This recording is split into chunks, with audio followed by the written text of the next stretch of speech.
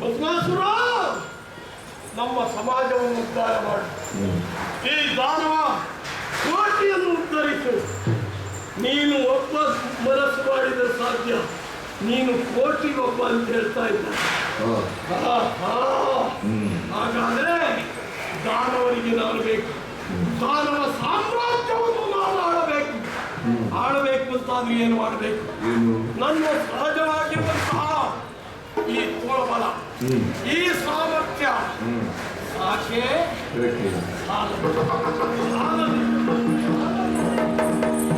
ಸದ್ದಿಲ್ಲದೆ ಮತ್ತರಿವೆ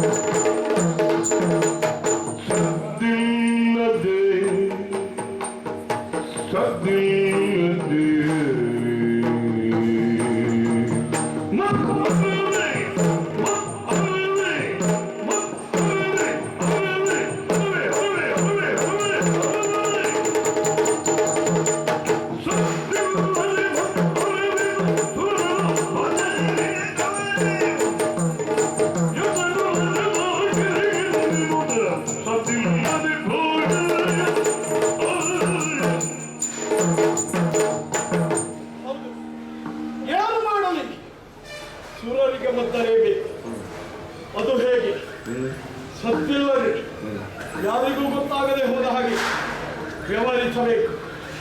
ದಾನವ ಕುಲವನ್ನು ನಾನು ಉದ್ಧರಿಸಬೇಕು ಎಂಬುದಕ್ಕೆ ಸುರರ ನಿರ್ನಾಮ ಆಗಬೇಕು.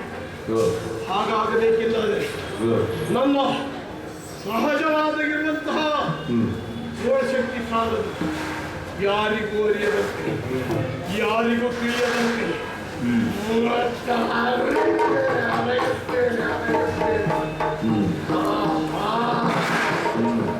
ಸರಿ, ಏನು ಮಾಡಲಿ? ಇದೇ ಸರಿ. ಸೊಪ್ಪಿಲ್ಲದೆ ನೆತ್ತಲೇಬೇಕೆಂದಾದ್ರೆ ನಾನು ಈಗ ಮಾಡಬೇಕಾದ ಕಾರ್ಯ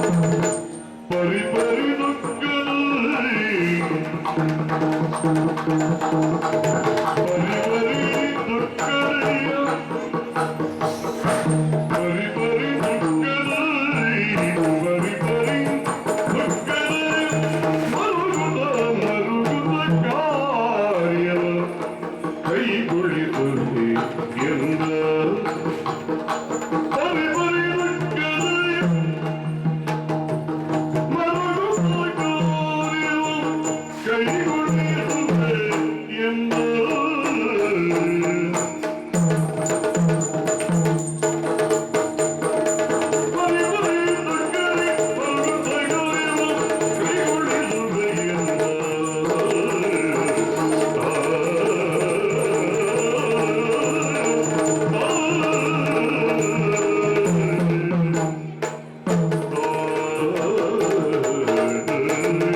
ಹೀಗೆ ನನ್ನ ಕೆಲಸವನ್ನು ನೀವು ಮಾಡಬೇಕೆಂದಾದರೆ ನಾನು ಸಹಜವಾಗಿ ವ್ಯವಹರಿಸಕೂಡದು. ಹರದಕ್ಕೆ ಹೋಗಬೇಕು, ಪರಮೇಶ್ವರನಲ್ಲಿಗೆ ಹೋಗಬೇಕು. ಅಲ್ಲಿಗೆ ಹೋಗಿ ನನಗೆ ಅನುಕೂಲವಾಗುವಂತಹ ವಾತಾವರಣವನ್ನು ಸೃಷ್ಟಿ ಮಾಡಿಕೊಳ್ಳಬೇಕು. ಯಾಕೆಂದ್ರೆ ಸುರರಿಗೆ ಮತ್ತರೇವ ಕಾರ್ಯ, ಅದಕ್ಕೆ ಪರಮೇಶ್ವರನ ಅನುಗ್ರಹ ಬೇಕು, ವರ ಬೇಕೆಂದಾದರೆ ನಾನು ಹೀಗೆ ಹೋದರೆ ಸಿಗದು. ಅದಕ್ಕಾಗಿ ಪರಿ ದರ್ಶನ ಬೇಕಲ್ವಾ? ಹೊಡಿಸ್ತೇನೆ ದರ್ಶನ, ಹೋಗ್ತೇನೆ. ನನ್ನ ತಂದೆಯಲ್ಲಿಗೆ ನಾನು ಹೋಗುತ್ತೇನೆ. ಅಲ್ಲಿಗೆ ಹೋಗಿ ಅಪ್ಪ ಸಿಗಲಿಲ್ಲ, ವತ್ಸವವೇ ಸಿಗಲಿಲ್ಲ. ಹೀಗೆ ಹೇಳಿದೆ ಎಂದಾದರೆ ನನ್ನ ಅಪ್ಪ ಪರಿ ದುಃಖದಿಂದ ಹೋಗಬೇಕು. ಅಪ್ಪ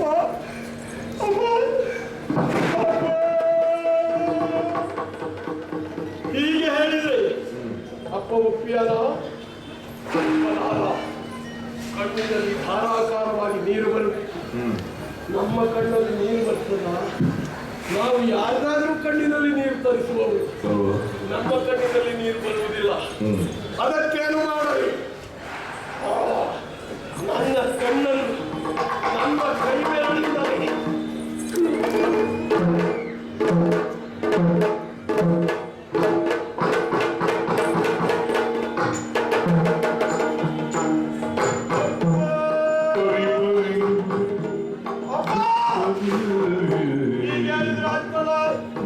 ಆಗುವುದಿಲ್ಲ. ಕಣ್ಣಿನಲ್ಲಿ ನೀರು ಬಂದರೆ ಸಾರದು, ಸ್ವರ ಮಾತು ಹಾಗೆ ಇರಬೇಕು. ಹೇಗದು? ಅಪ್ಪ ತತ್ವ ಸಿಗಲಿಲ್ಲ, ಕೂಡದು ಹಾಗೆ ಮಾಡಿದ್ರೆ ಅಪ್ಪ ಅಪ್ಪ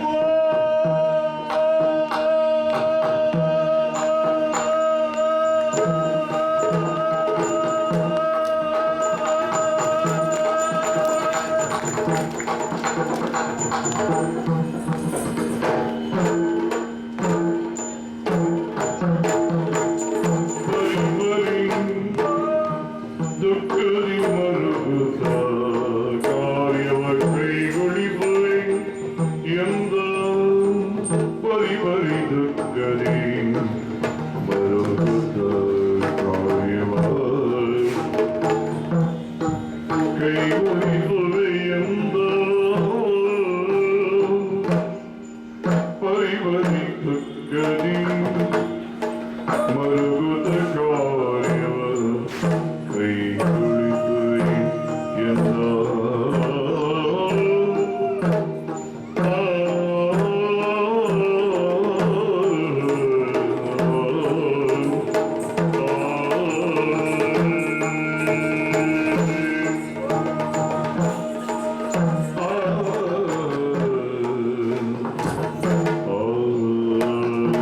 ಪರಿ ದುಃಖದಿ ಕಾರ್ಯವ ಕೈಗೊಳಿಸುವೆ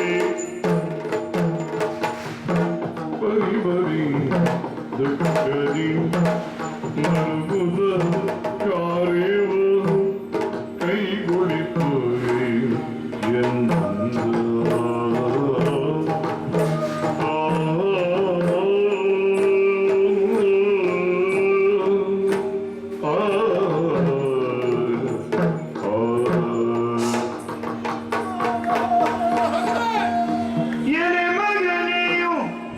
ಮಗನಿಗೆ ತಂದಿದೆ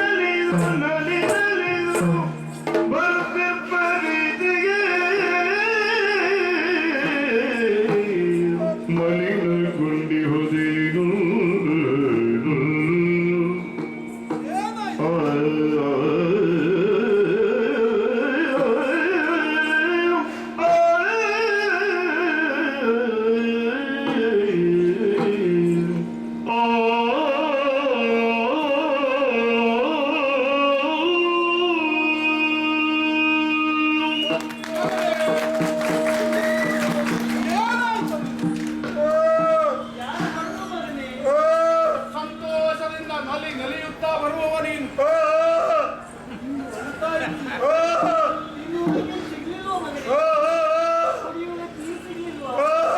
ಮಗನೇ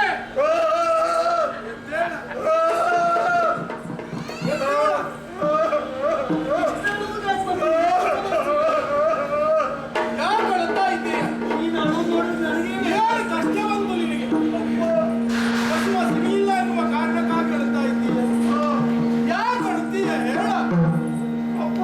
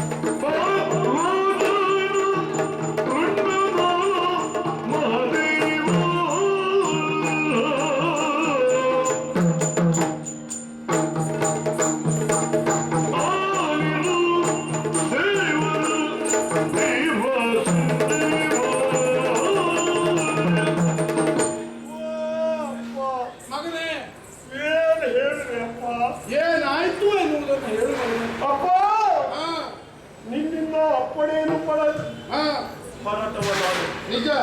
ಭಸ್ಮವನ್ನು ಹುಡುಕುತ್ತಾ ಹೊರಟೆ ಅಪ್ಪ. ಹೋದೆ ಎಲ್ಲೆಲ್ಲ ಶೋಧಿಸಿದೆ. 14 ಲೋಕವನ್ನು ಸುತ್ತಾಡಿದೆ. ಯಾಕಾಗಿ? ಭಸ್ಮಕ್ಕಾಗಿ 14 ಲೋಕ. ಅತಳ ವಿತಳ ಸುತಳ ರಸಾತಳ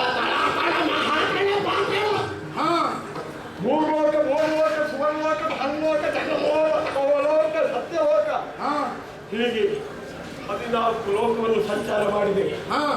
ಕೆಲವು ಲೋಕಗಳಲ್ಲಿ ಸ್ಮಶಾನವೇ ಇಲ್ಲ. ಹೌದಪ್ಪ, ನಿಜ. ಸತ್ತವರನ್ನು ಏನೇನು ಮಾಡ್ತಾರೆ ಕೇಳಲೇ ಇಲ್ಲ ನಾನು. ಕೆಲವು ಲೋಕದಲ್ಲಿ ಸ್ಮಶಾನ ಇಲ್ಲ. ಸ್ಮಶಾನ ಇರುವುದು ಭೂಲೋಕದಲ್ಲಿ ಮಾತ್ರ. ಆ ಭೂಲೋಕದ ಸ್ಮಶಾನಕ್ಕೆ ಹೋದೆ. ಹೆಣ್ಣನ್ನು ಸುತ್ತಾ ಇದ್ದೆ. ನೀವು ನನಗೆ ಹೇಳಿರುವಂತಹ ಕಾರ್ಯ ಯಾವುದು? ಪರಮ ಭಕ್ತರ ಭಸ್ಮ ಬೇಕು. ಯಾರ್ಯಾರಿಗೋ ಭಸ್ಮ ಆಗದು ಕೂಡದು. ಹಾಗಾಗಿ ಪರಮ ಭಕ್ತರ ಭಸ್ಮ ಎಂದು ಹುಡುಕಿದೆ. ಸತ್ತವರು ಒಬ್ಬರು ಶಿವಭಕ್ತರಲ್ಲ. ಹೌದಪ್ಪ, ಏನು ಮಾಡಲಿ ಎಂದು ಯೋಚಿಸುತ್ತಿರುವಂತೆಯೇ ಮೆರವಣಿಗೆಯನ್ನು ಕಾಣಿಸಿತು. ಇದು ಏನಪ್ಪ ಮೆರವಣಿಗೆ ಅಂತ ಆ ಕಡೆ ಹೋದೆ. ಹೋಗಿ ನೋಡಿದ್ರೆ ನನ್ನ ನಿರೀಕ್ಷೆ ಬಹುಶಃ ಶಿವಭಕ್ತರು ಯಾರೋ ಸತ್ತದ್ದಿರಬೇಕು.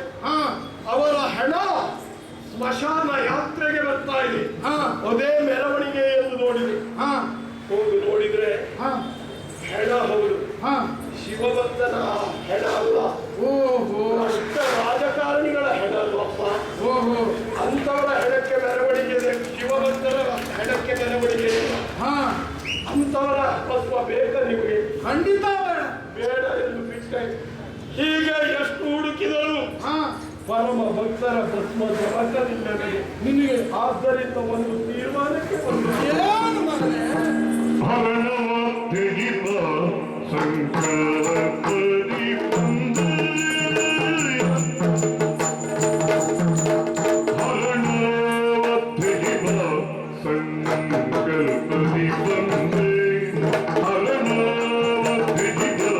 ಸಂಕಲ್ಪದಿ ಬಂದೆ ಮರಣಗಳು ಆಸೆಯ ಕೊಡು ಎನ್ನ ತಂದೆ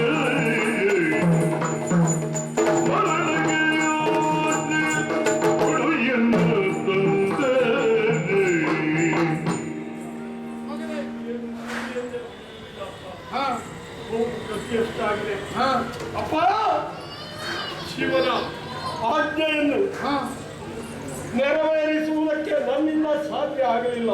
ಅಸಮರ್ಥನಾದ